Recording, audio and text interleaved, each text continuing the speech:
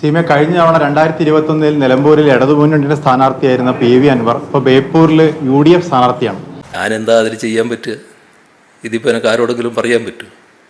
വരുന്നിടത്ത് കാണാം, അത്രയല്ലേ, മറ്റൊന്നും പറയാൻ പറ്റില്ല.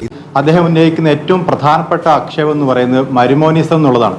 മുഖ്യമന്ത്രിയുടെ മരുമോൻ എന്ന രീതിയിൽ മുഹമ്മദ് റിയാസ് അമിതാധികാരം പാർട്ടിയിലും സർക്കാരിലും കാണിക്കുന്നതാണ്.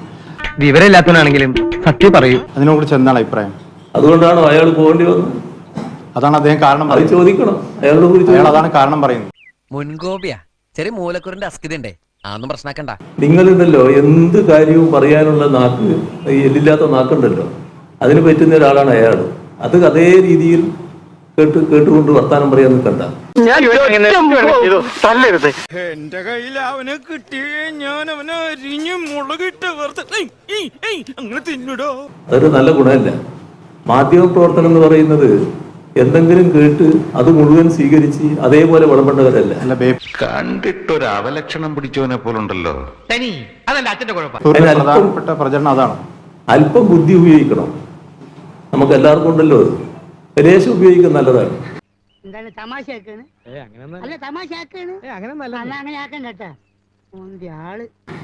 അങ്ങനെ എന്തെങ്കിലും കാര്യം ഉണ്ടോ എന്നുള്ളത് എന്നിട്ട് സ്വയം ബോധ്യത്തിന്റെ ഭാഗമായി ചോദിക്കണം. അല്ലെങ്കിൽ അൻവറിനെ വന്നിരുന്ന് ചോദിച്ചാൽ പോരെ. അൻവറിന്റെ പ്രതിപക്ഷനായിട്ട് വന്ന് ചോദിക്കേണ്ട കാര്യമുള്ളൂ.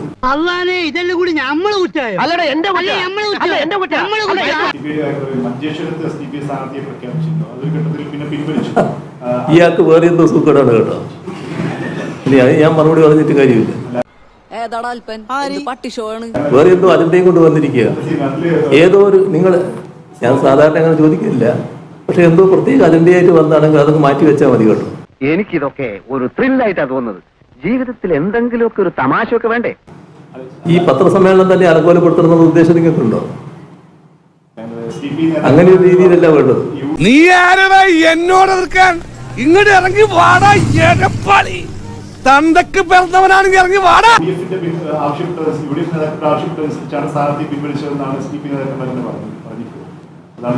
SDPI യെ കുറിച്ച് ഞാനാണോ മറുപടി പറയുന്നത്? SDPക്കാരോട് നിങ്ങൾ പോയി ചോദിക്കണം.